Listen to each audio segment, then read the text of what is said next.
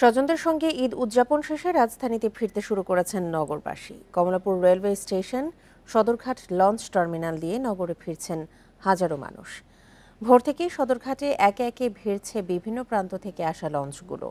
ঝক্কি এড়াতে আগেভাগেই ঢাকায় ফিরছেন অনেকেই। যাত্রীরা বলছেন স্বস্তিতে ঈদ করে ভোগান্তি ছাড়াই ঢাকায় ফিরছেন তারা। যাত্রাপথে এবং লঞ্চ ব্যবস্থাপনায় সন্তুষ্ট যাত্রীরা। একই দৃশ্য কমলাপুর রেল স্টেশনেও। বিভিন্ন গন্তব্য থেকে সময় মতো ফিরছে ট্রেন। এদিকে নৌ ও রেলপথের মতো সড়ক পথেও ঢাকায় ফেরা শুরু করেছেন যাত্রীরা। বান্ডেল থাকলে প্রতি সেনমানিতে টাকা বাঁচবে। বিকাশ সেনমানি বান্ডেল কিনে জিতুন প্রতি লেনদেনে। বিগত বছরের চাইতে এবার আলহামদুলিল্লাহ খুব ভালো জার্নি হয়েছে। আমরা সবাই খুব সন্তুষ্ট।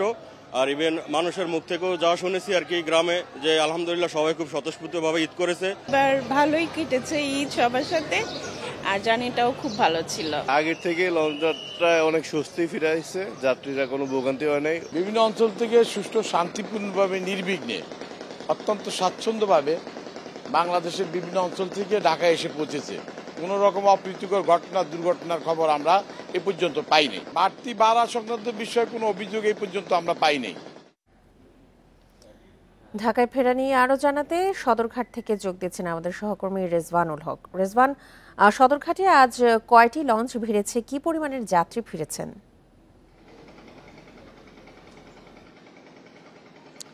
দেখুন, সদরঘাটে এখন পর্যন্ত বিআইডব্লিউর তরফ থেকে যে তথ্য আমাদেরকে সরবরাহ করা হয়েছে, সেই তথ্য মতে এখন পর্যন্ত অর্থাৎ 7টা বাজার 5 মিনিট আগ পর্যন্ত 48টি লঞ্চ পটুয়াখালী, ভোলা, চাঁদপুর, পিরোজপুর থেকে এখন পর্যন্ত, এছাড়াও বিভিন্ন জায়গা থেকে এখন পর্যন্ত 48টি লঞ্চ এখানে এসে পৌঁছেছে।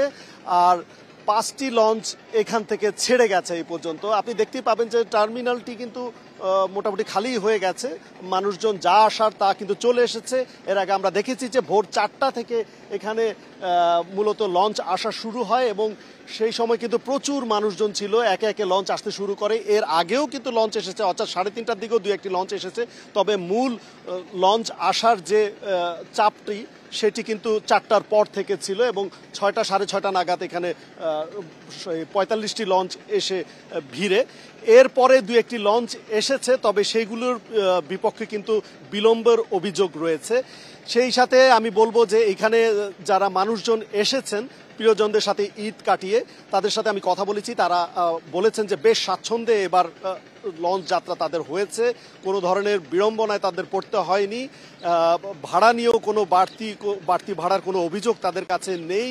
কেবিন নিয়ে যারা এসেছেন তাদের মধ্যে 2-1 জন হয় 50 টাকা কিংবা 100 টাকা বাড়তি ভাড়ার অভিযোগ করেছেন। তবে বেশিরভাগই বলেছেন যে এবারের লঞ্চ ব্যবস্থাপনায় সুষ্ঠুভাবে হয়েছে এবং তাতে কোনো ধরনের বিড়ম্বনা কিংবা প্রতিবন্ধকতা সৃষ্টি হয়নি। ভাড়া নিয়েও তাদের কোনো অভিযোগ নেই। আরেকটি বিষয় বলে রাখি যে বিআইডব্লিউর তরফ থেকে আমাদের নিশ্চিত করা হয়েছে যে লঞ্চ ব্যবস্থাপনায় তাদের প্রচুর পরিকল্পনা নেওয়া হয়েছে প্রথম থেকেই এবং সুষ্ঠুভাবে যেন সবাই ঈদ করতে যেতে পারে এবং ঢাকায় পৌঁছাতে পারে সেই বিষয়ে তারা লক্ষ্য রেখে আইনশৃঙ্খলা বাহিনীও তাদের তদারকি করছে। পুলিশ, আনসারের পাশাপাশি সেনাবাহিনীর তদারকিও রয়েছে, যার কারণে কোনো ধরনের চুরি, ছিনতাই এই ধরনের কোনো অপ্রীতিকর ঘটনা ঘটেনি।